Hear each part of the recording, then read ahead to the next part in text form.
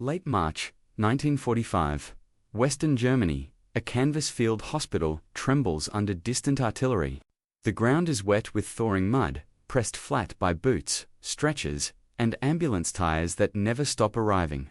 Inside the tent, lantern light flickers across metal instruments laid in careful rows.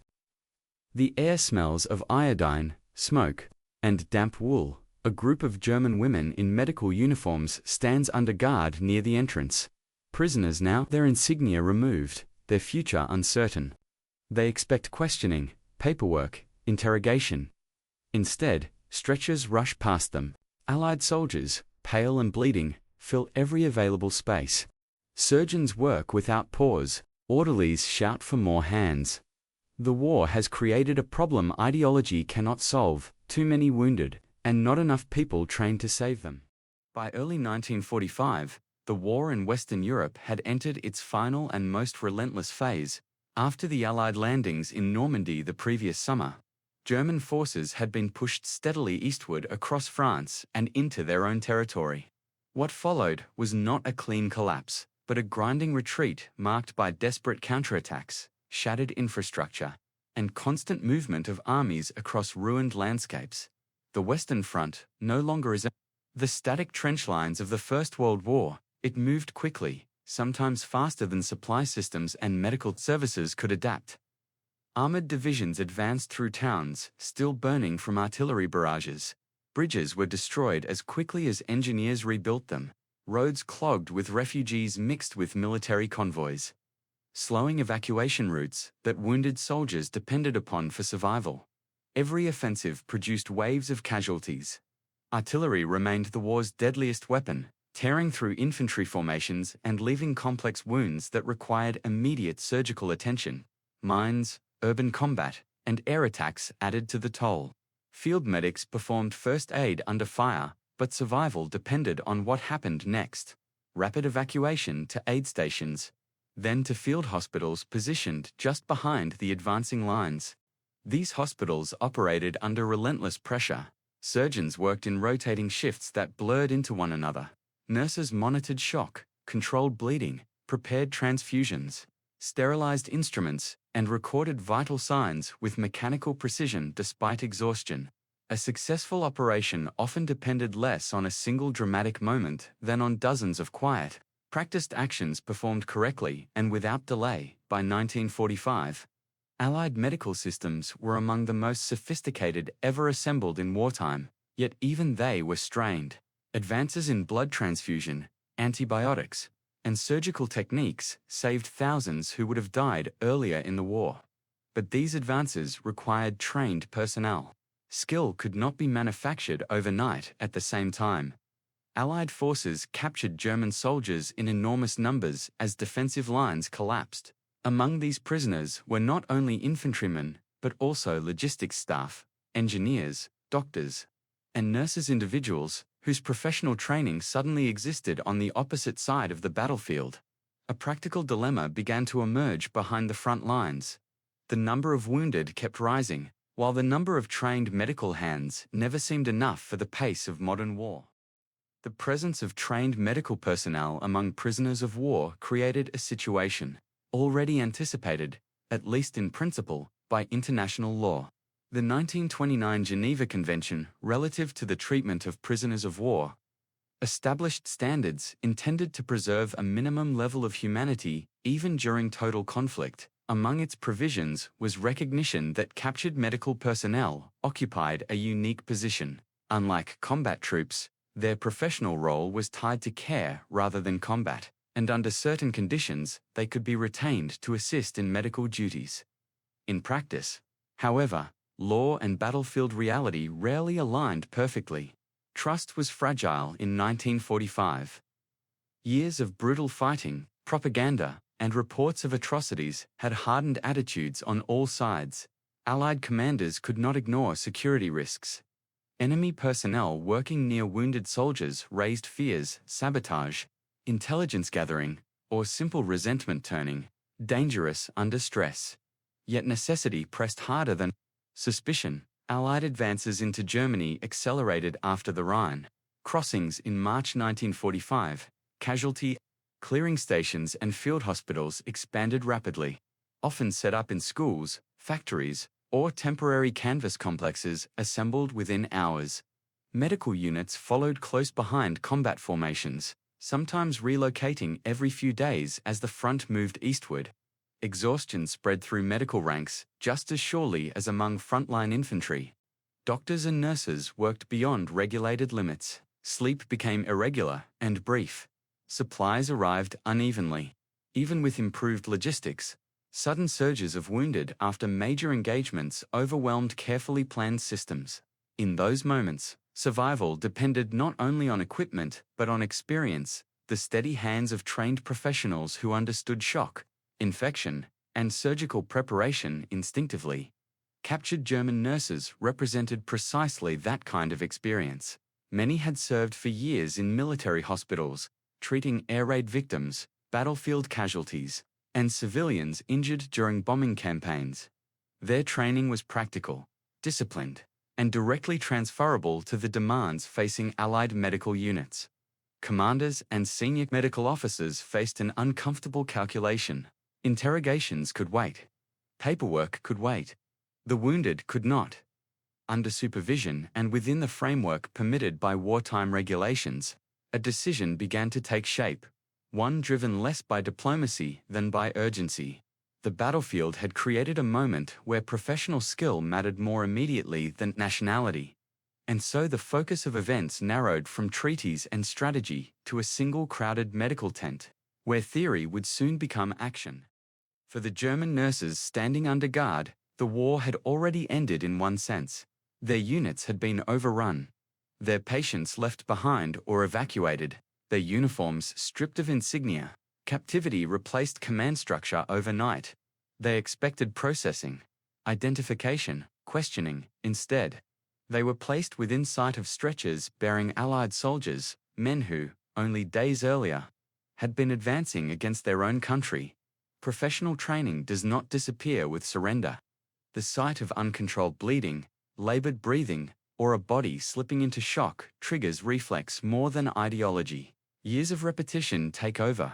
Elevate the limb, apply pressure, check pulse, record time. The nurses understood what severe blood loss looked like. They recognized the gray tone of shock, the faint tremor in hands that signaled systemic collapse. The uniforms were different. The physiology was not. For Allied wounded soldiers, the reversal was equally stark. The enemy had always been distant, a silhouette across a hedgerow, a position in a ruined building. Now the enemy wore a nurse's apron and reached forward to adjust a bandage.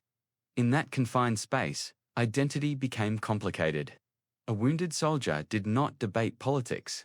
He measured the steadiness of the hands treating him. The human dimension of the moment was not sentimental. It was practical. Survival narrowed the focus to immediate needs: pain control, warmth, breath. The war outside the canvas walls did not pause, but inside, attention centered on pulse and pressure.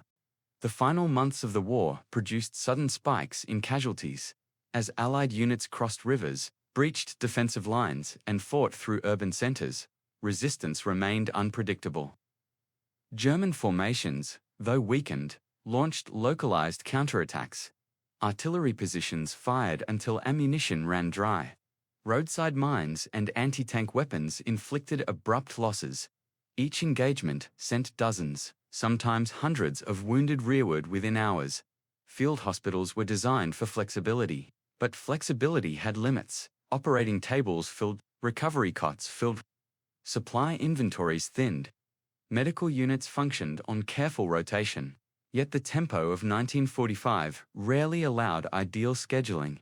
In these moments, a single additional trained nurse could alter outcomes, speeding preparation for surgery, monitoring multiple patients simultaneously, maintaining sterile technique under pressure. The tactical situation at the front translated directly into medical urgency behind it, and it was within that urgency that leadership decisions would become decisive. The decision to employ captured medical personnel was not emotional. It was administrative, deliberate, and cautious. Allied medical officers operated within strict chains of command. responsible not only for saving lives, but for maintaining discipline and security. Every action involving prisoners required accountability. Senior surgeons and hospital commanders understood the risks. Enemy personnel inside a medical facility meant guards had to be reassigned. Procedures had to be monitored. Clear limits had to be established: no unsupervised movement, no access to sensitive information, no deviation from assigned medical duties. Yet leadership in wartime often meant choosing between imperfect options. Reports from advancing units made the situation clear. Casualty intake exceeded staffing capacity during peak engagements. Delays in treatment translated directly into preventable deaths from shock, infection, or blood loss. Medical officers, therefore, approached the problem pragmatically. Under Geneva Convention provisions, retained medical personnel could perform professional duties while remaining prisoners. Supervision ensured control. Cooperation increased survival rates. The order, when given, reflected military clarity rather than compassion alone. The nurses would assist, not as equals, not as free personnel, but as supervised professionals performing necessary work. Leadership, in this case, meant allowing practicality to override instinctive distrust. By 1945, wartime medicine had advanced rapidly. Blood transfusion systems allowed wounded soldiers to survive injuries once considered fatal. Sulfur drugs reduced infection rates, while penicillin, increasingly available in Allied forces, transformed treatment of bacterial wounds.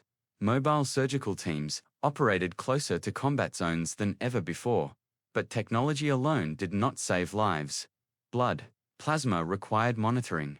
Antibiotics required correct timing and dosage. Surgical preparation demanded sterile technique maintained under chaotic conditions. Instruments needed cleaning. Dressings required constant replacement. And recovering patients required observation hour after hour. Machines and medicine created possibility. Trained hands made success real. German nurses brought familiarity with mass casualty. Environments shaped by years of bombing and frontline service. They understood triage priorities, wound cleaning, and patient stabilization. Their skills did not erase suspicion, but they reduced delay, and delay was often the difference between survival and death. All these pressures converged toward a single moment when necessity forced action, and theory gave way to the reality of a medical emergency unfolding in real time. The turning point arrived not with ceremony, but with engines. In the early hours after a sharp engagement near the advancing front, ambulances began arriving in rapid succession. Their headlights cut through mist and exhaust fumes as stretcher teams moved with mechanical urgency. Mud clung to boots and wheels alike. Inside the receiving tent, lanterns were raised higher. Tables were cleared. Surgical kits were opened again. The wounded came in clusters, artillery fragments embedded in limbs. Chest wounds from small arms fire. Concussions from blast shock. Some walked in, supported by orderlies. Others arrived silent, faces drained of color. Uniforms stiff with blood, triage officers moved quickly down the line, tagging patients according to urgency. Immediate, delayed, minimal, expectant. The system was clinical, impersonal by necessity. Survival depended on speed and prioritization. Within minutes, every available nurse and orderly was occupied. One monitored blood pressure, while another prepared plasma. A third assisted a surgeon whose sleeves were already darkened by earlier procedures. Stretchers filled the corridor space between operating tables. The rhythm of the hospital shifted from strained to saturated. Reports from the front indicated more vehicles en route. The senior medical officer surveyed the scene with trained calculation. The numbers were simple. The intake rate had surpassed capacity. Even with efficient triage, waiting time for surgical preparation would lengthen. And lengthened waiting meant falling blood pressure, worsening shock, and rising mortality. Under guard, the captured German nurses stood nearby, observing. They understood the pattern unfolding. The sequence was familiar, the surge after heavy contact. The moment when order threatened to dissolve into overwhelm. An order was issued. The prisoners were searched again. Their assignments were defined precisely. assist in preparation, monitor recovery cots, change dressings, maintain sterile fields under direct supervision. No independent authority, no movement beyond designated areas. There was no speech about reconciliation, no acknowledgement of symbolism. There was only the immediate transfer of responsibility, from observation to action. Once the first stretcher was guided toward them, hesitation gave way to procedure, and the real test began in the next critical hour. The first assignment was simple and urgent. A young Allied infantryman lay pale beneath the lantern light. Shrapnel wounds across his thigh and lower abdomen. His pulse was rapid, thready. Blood loss had already pushed him toward shock. An American nurse inserted a plasma line while a surgeon called for faster preparation. One of the German prisoners stepped forward under watch. Her task was not surgical, it was foundational. She cut away remaining fabric, cleaned visible debris from the wound margins, and applied firm, controlled pressure to slow bleeding while instruments were arranged. Her movements were economical, deliberate, neither hurried nor hesitant. A guard stood within arm's reach. Across the tent, another nurse was directed to the recovery area, where post-operative patients required constant monitoring. She adjusted blankets to preserve warmth, recorded pulse rates, and watched for signs of respiratory distress. These were routine tasks in any military hospital. Under these circumstances, they carried the weight of scrutiny. The turning point did not come with applause. It arrived quietly. The infantryman's blood pressure stabilized long enough for surgery. Hemorrhage was controlled. Hours later, he was transferred from immediate danger to guided recovery. In the triage area, waiting times shortened slightly as preparation accelerated. Small efficiencies compounded. The flow of patients regained rhythm. There were moments of tension. A wounded soldier recoiled briefly at the sight of a German uniform sleeve. An Allied orderly intervened, not with force but reassurance. The work was supervised, the goal unchanged. No act of sabotage occurred. No deviation from assigned duties was observed. What unfolded over that night was not trust born of sentiment, but confidence built from performance. By dawn, exhaustion settled across the tent. The surge had passed. Instruments lay cleaned and arranged for the next wave. Casualty counts were recorded. Survival statistics edged upward compared to the previous engagement. The boundary between captor and captive had not disappeared. The guards remained. The prisoners were still prisoners. But within those hours, professional competence had overridden suspicion. Lives had been preserved because trained hands were permitted to act. When the immediate crisis ended, what lingered was not celebration, it was recognition that something practical and consequential had just taken place. Morning light filtered weakly through the canvas, revealing the quiet aftermath of the night's surge. The most critical patients had been stabilized or transferred to evacuation units farther west. Surgical instruments, once scattered across tables in urgent sequence, now rested in orderly rows. The hospital had returned to controlled motion. Reports were compiled with clinical precision. Casualty intake numbers, surgical outcomes, mortality rates. The figures told a restrained story. Treatment flow had improved during peak hours. Preparation times shortened. Monitoring and recovery remained consistent despite the volume of wounded. The German nurses were escorted back to their designated quarters once the immediate emergency passed. They remained prisoners under guard, subject to regulation and oversight. Their participation had not altered their status. Identification papers were still processed.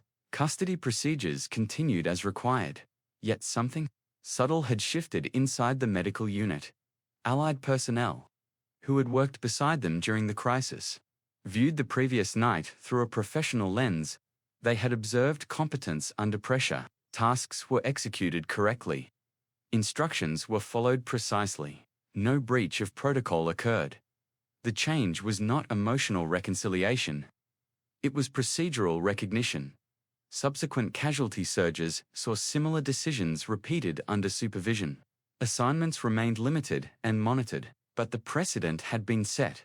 Trained medical personnel, even if captured, represented a resource in a system driven by necessity. the field hospital did not transform into a symbol of unity.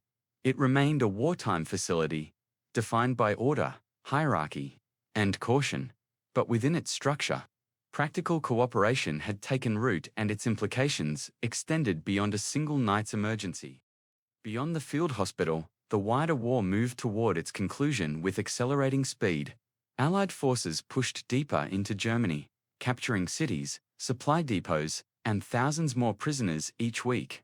Military structures that had defined Europe for years began to fracture under relentless pressure. Yet within the chaos of collapse, small administrative decisions, like the use of captured medical personnel, revealed how warfare increasingly relied on pragmatism rather than ideology alone. Military records and post-war accounts reflected a consistent reality.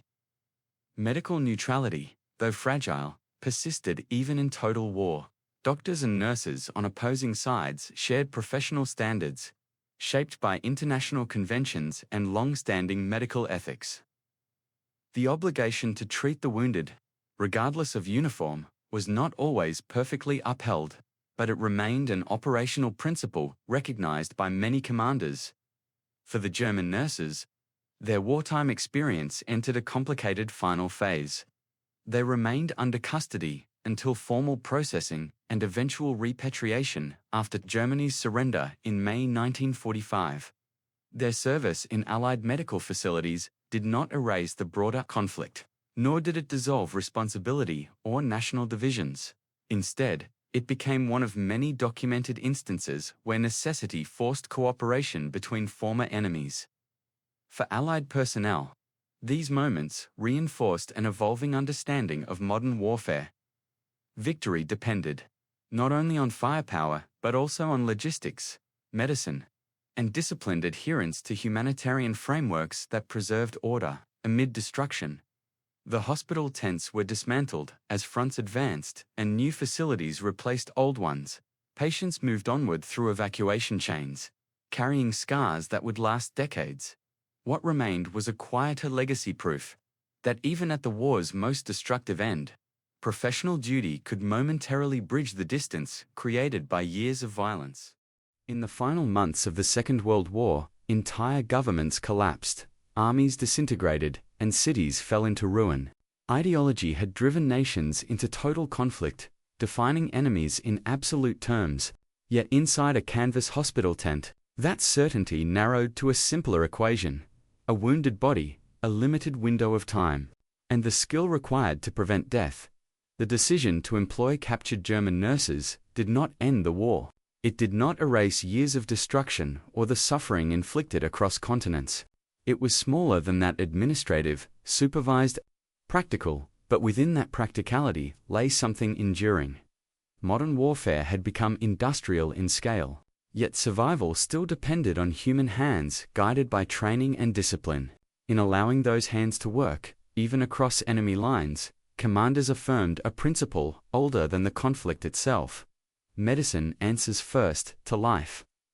Outside, artillery continued to echo across Germany. Inside, instruments were cleaned in cold water, records completed, and guards resumed their watch as the war moved steadily toward its end.